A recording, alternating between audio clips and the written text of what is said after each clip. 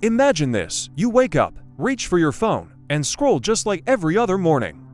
But today, something feels different. A whisper of unease crawls up your spine. What if every like, every swipe, every carefully curated post wasn't just a habit, but a trap?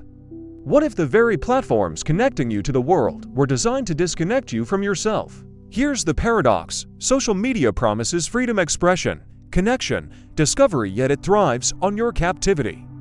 The more you consume, the emptier you feel. The more you share, the less you own.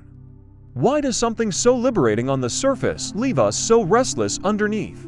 Beneath the glossy filters and viral trends lurks an ancient human vulnerability: the hunger for validation. Carl Jung warned of the persona, the mask we wear for others. Social media didn't create this impulse, it weaponized it. Every notification is a dopamine hit, a fleeting hit of belonging in a world that's made loneliness a commodity. We log on to conquer boredom, but boredom was once the birthplace of creativity. We seek connection, yet we're conditioned to perform rather than exist. The algorithm doesn't care about your truth, only your attention. The cost: a fractured self. Neurologically, endless scrolling rewires focus into addiction.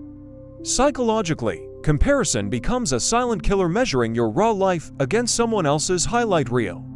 Every time you tailor a post for likes, you surrender a piece of your authenticity. The tragedy isn't that we're manipulated, it's that we volunteer for it. The escape begins with a brutal question: who are you when no one is watching? The rebellion isn't deleting your accounts, it's deleting the need for external approval. Viktor Frankl, survivor of the Holocaust, taught that freedom lies in choosing your response. Apply that here. What if you posted not for applause, but for meaning?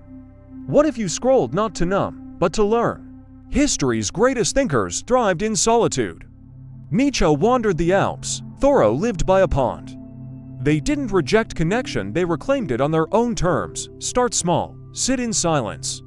Create without sharing, relearn boredom. The algorithm hates nothing more than indifference.